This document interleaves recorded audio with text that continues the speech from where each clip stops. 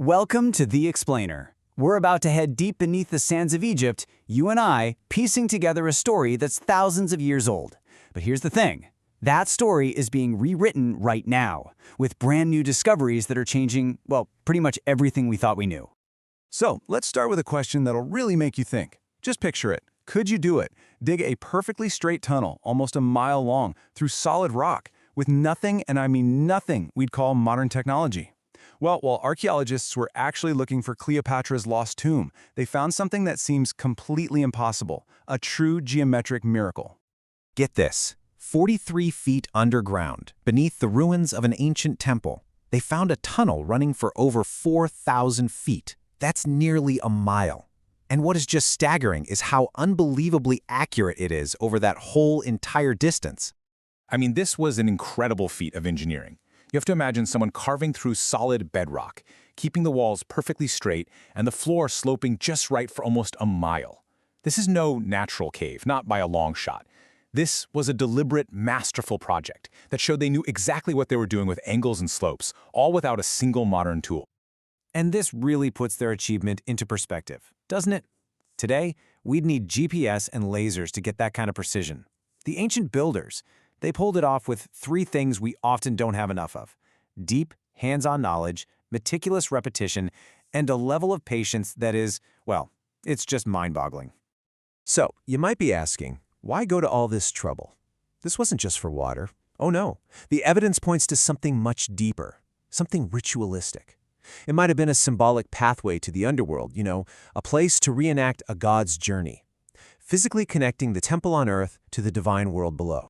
And this kind of incredible engineering, it wasn't a one-off. It was just part of what made their civilization tick. This amazing combination of technical skill and deep spiritual belief. And you know what? Other recent discoveries are showing us a much more personal and even luxurious side of that same world. So for centuries, we've had these ancient texts, right? Like this one from the Greek geographer Strabo. He described what basically sounded like floating palaces cruising down the Nile, just brimming with royalty and incredible luxury. And for pretty much just as long, historians kind of shrugged and thought, okay, that's got to be a bit of an exaggeration. A storyteller getting a little carried away. These massive decorated pleasure boats just seemed way too extravagant to be real. And then bam! In a perfect example of how one single discovery can change everything, underwater archaeologists found it. They actually found the real thing, turning what everyone thought was a myth into cold, hard archaeological fact. And the details?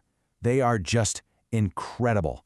115 feet long, with a lavishly decorated cabin, room for 20 rowers, the wreck was a perfect match for those ancient descriptions. This was no mere boat. It was a floating palace, and it was found right near the Temple of Isis, so it was probably used for both royal parties and religious ceremonies. But amidst all that royal grandeur, they found something small, something so incredibly human, a little bit of graffiti, scratched into the wood by somebody who was standing on that deck 2,000 years ago. It's just this powerful little reminder that these aren't just artifacts, they were real places where real people lived and worked. Okay, so this same level of incredible planning wasn't just for hidden tunnels or the pharaoh's private yacht.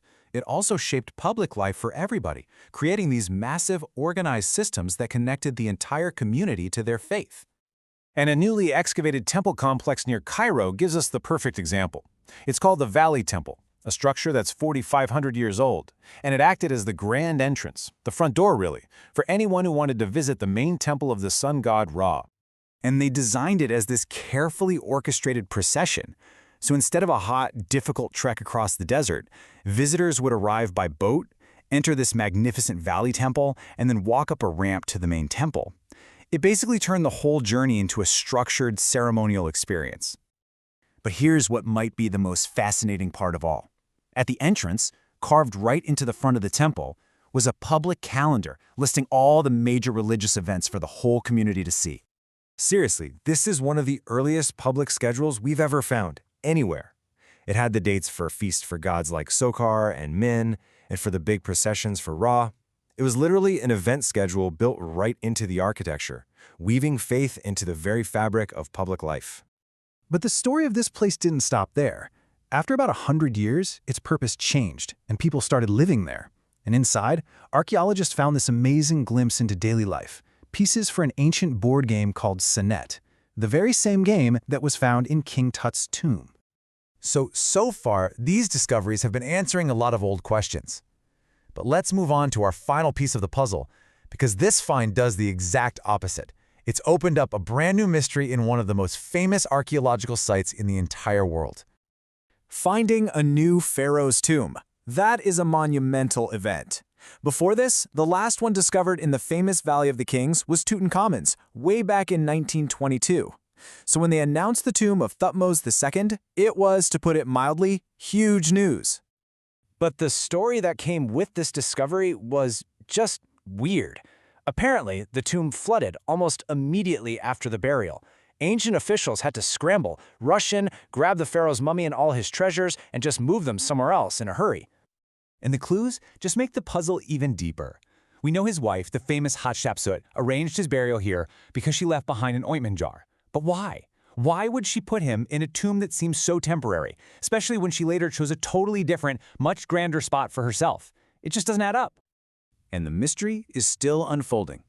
Right now, archaeologists are investigating this huge mound of rubble right near the flooded tomb. The working theory? That this mound was built on purpose to hide something else.